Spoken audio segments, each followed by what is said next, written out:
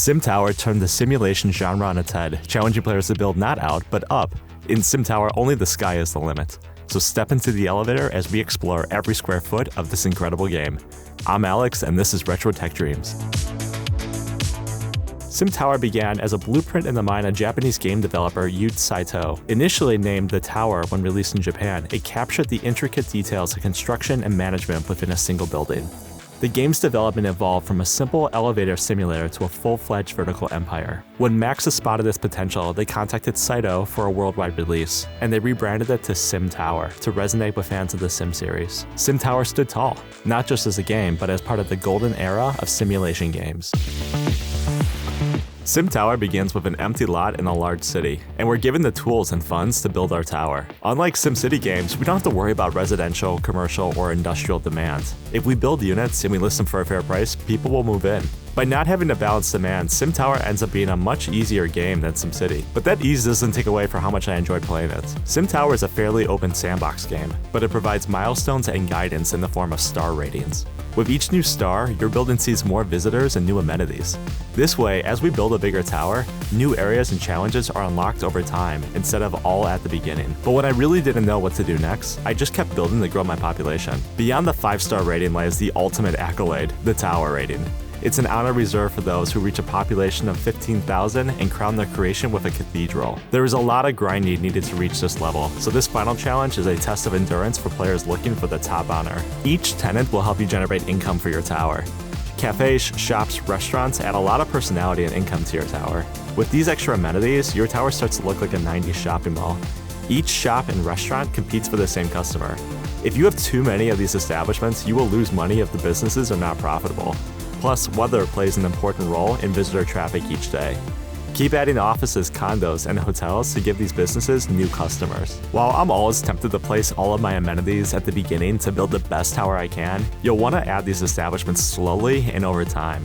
Only add more locations when businesses tell you that business is very good. SimTower started off as an elevator simulator, so it's no surprise to see elevators play one of the most important roles in the game.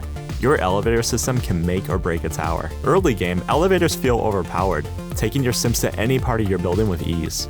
But as your tower rises, you'll quickly realize elevators can't extend more than 30 floors. Slowdowns mean those once happy tenants will turn red with rage. That means you'll need to get creative. To cover your entire building, you'll want to use a combination of express elevators, sky lobbies, regular elevators, stairwells, and escalators. Your tower's growth will be limited if you don't consistently optimize this system. Use stairs and escalators near the lobby floors to help offload tower traffic. Each person who uses an escalator is one less person in your elevator system, which will improve tenant happiness and traffic flow. Later game, when you're flush with cash, it may be time to completely redo your elevators and build a better system, especially if you're chasing the higher star ratings. It's not all smooth sailing either. SimTower includes disasters and crisis management to break up the monotony of just placing offices. You can counter potential disasters by placing security offices throughout the building. These disasters prevent you from setting the game to fast mode and earning a ton of cash while your computer is idle. Fires will break out and units will burn. But I still found that if I left the game running for hours, even with disasters, it was still cheaper to replace specific offices while earning a ton of cash. SimTower includes a few secrets and Easter eggs. When you start a new game, click on the tile of dirt in the very bottom left corner of the screen for an instant doubling of your starting funds. By default, you can build a 1-story lobby, but even those can be improved.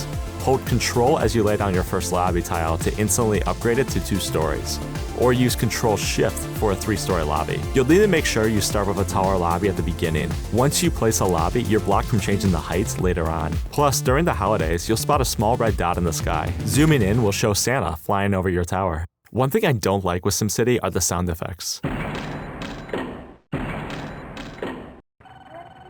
New days, income coming in, elevator rides all have sound effects. And given how often they play, these sounds can start to get annoying. It's fine the first few dozen times you hear them, but you'll hear these sounds hundreds of times in each playthrough. I think the sounds take away from the game's charm. I wish SimTower would have a soundtrack like SimCity or other Maxis games, or at least more subtle sound effects. I always end up turning off the sound since it doesn't give you any additional data or detail anyway. Overall though, I found SimTower fun to play, easy to learn, and easy to master. In 1998, Yu Saito released a sequel to SimTower called Yu Tower. It was mostly the same as SimTower, but it added extra amenities like sky bridges and extra revenue streams like billboards. SimTower was well received by users, but some critics reduced it to an elevator simulator.